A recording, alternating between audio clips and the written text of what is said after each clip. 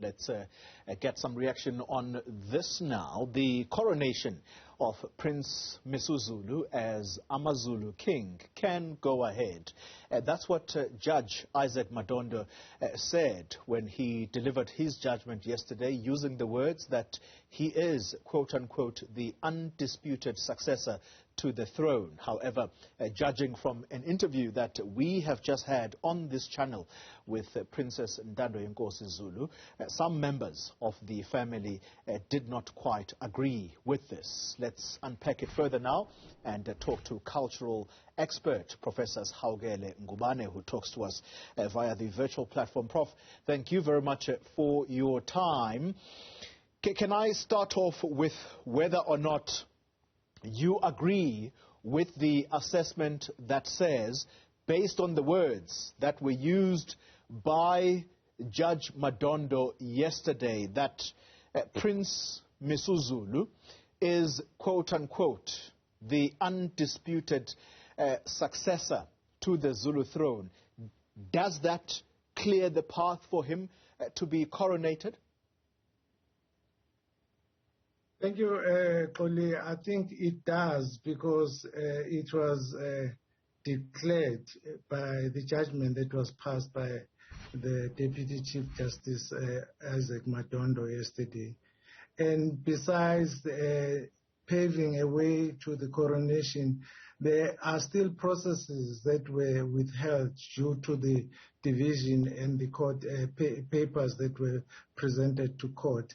So I think there are two issues that needs to take place. There is a delegation or a task team that was created by Minister Nkosazana Dlamini-Zuma, who should be presenting their final findings and conclusions to the president.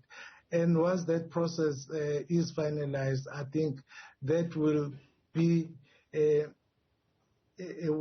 paving a way towards coronation. So there are two issues that are holding at the moment. Yeah. The process by the president, and also the judge has cleared that Misuzulu is undisputed successor to the throne. So far it has cleared the way, and it is victory to Misuzulu to become Isilo Samabandla.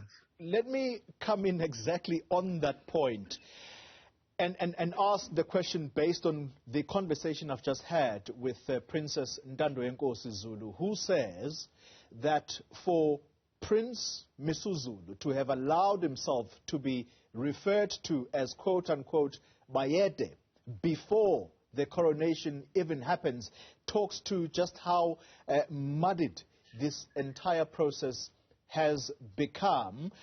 Do you think that this is going to get the full support of the family, or we might be taken back to the scenes that we saw last year, particularly at the reading of the will?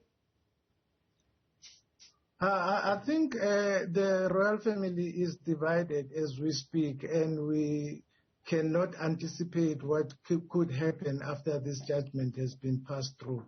But what I foresee is that some members who did not welcome the judgment have got the right to go and appeal. But that has got nothing to do with the coronation. The coronation should go ahead as it was declared yesterday in the judgment. So the fact that Prince, let me be correct here, Prince Misuzulu was referred to as Bayede. It started long time ago during the funeral of the late Queen Mantombi. They started chanting when I went to Bayede, and also there was a hymn that is sung for His Majesty, which says "Winkosi Yohlanga," and that has been declared long time ago. Yeah. So the nation has been waiting for this moment to happen, and the nation is excited, and there was jubilation yesterday. So they already prophesied that he should be saluted as Bayede. And I think legally, it may not be correct that he is called Bayede before the official certification or legislation from the president. But people have already decided who should be the king. And the culture dictates that he should be king because he was born of a third queen who was the queen that was his heir lobolo was paid by the nation. So automatically, according to the Zulu tradition, it qualifies him as the heir to the throne. So people could not wait until the official coronation. So maybe they have jumped the gun, but I think it's unfortunate that it happened. On those very comments that you have just made, Professor, that Prince Misuzulu is the undisputed successor based on the fact that his mother, her lobola, was paid for by the Zulu nation. I asked this very question of Princess Ntando Yenkosi, and I'd like for you to have a listen to what she had to say about that particular element. Let's just have a listen. That custom for me is unheard of. Somebody must have just woken up one day and said, this is the custom that will apply. If we use that example, what kind of kingdom or monarchy will let its kingdom to be infiltrated through a custom? Therefore, we are saying that the Zulu king could come from anywhere in the world. That custom does not apply to the Zulu nation. What needs to happen is the family needs to come together, have a meeting, and choose the rightful king to the heir to the throne. But to have a custom dictated to the Zulu nation, which in future will destroy the Zulu nation in 2-3 generations, will cease to exist. Which monarchy only in the world does that? Professor Ngubane, you've heard it for yourself. She uses the words, the custom is unheard of, and the Zulu kingdom is infiltrated. These are her words.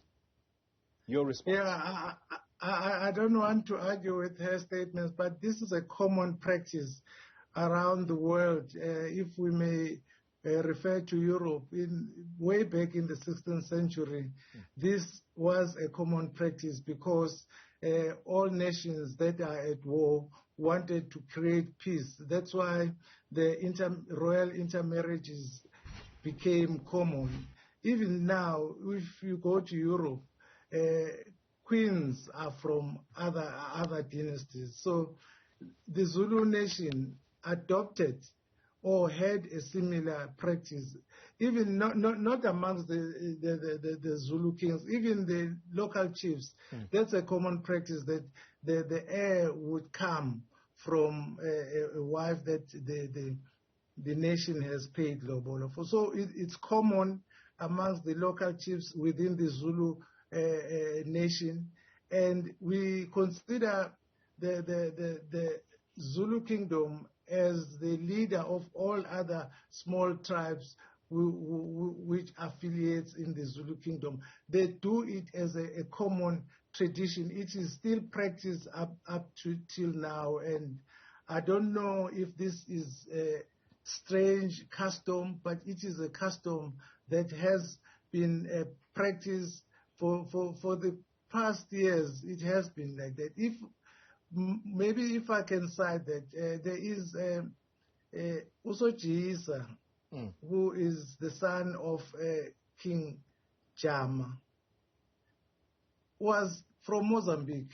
So this is something that has been going on, and some of the princesses of the late king got married to other kingdoms. And even the daughters of the late king married to the Eastern Cape, to other dynasties, because they want to reduce threats among this nation and promote peace. Because you cannot go and fight Eswatini because you are you are related through these royal intermarriages. So that was the purpose, because they sought to reduce the sense of threat amongst these foreign dynasties. So that's why that bond in kinship was created long time ago. So it's not something that is foreign to the Zulu custom. It has been the custom, and it still remains a custom. Professor, I want to go back to your opening words when we started this conversation, and I'm wrapping it up now. And you said that the Zulu royal family is divided. We are now possibly headed towards the coronation of Misuzulu as king of the Zulu nation. I want to ask you a question that is now not related to the family, but directed at whether or not government is now presented with a challenge when you hear these comments from the family, some members of the family, that clearly makes it abundantly clear that the family is divided. Does this present a challenge for government to officially recognize Misuzulu as king of the Zulu nation through that much-awaited coronation? To respond to your question, I think it has got no challenge. The government has got no challenge in going ahead with the coronation. Once the report has been finalized from the Minister of Culture and submitted to the President, the coronation will have to go ahead. And the division amongst the royal family is here to stay. It has been like that even in the past. There has always been division, and it can stay on forever. Most of the kings sitting in the throne are always challenged. I think this challenge is for King Misuzulu as a family to sit down with the family and try to reconcile with the family and try to reunite the family, because as you can see, this division is not going to fall off anytime soon. It is going to go ahead. It can go ahead for more than 10 years to come. Sure. But what is going to happen now is the preparations for the coronation that should take place, and I don't think the government should be delay this process further. You may recall when the late king passed on, I did say that there should be no vacuum. So that's why we have so many divided opinions, even amongst the Zulu nation. The nation is also divided through this division. Yeah. But there are some members of the Zulu kingdom who are for the decision, who welcomed the decision yesterday, and everyone is waiting for the coronation to take place. Cultural expert, that's Professor Sihawukele Ngubane. Thank you very much for your time.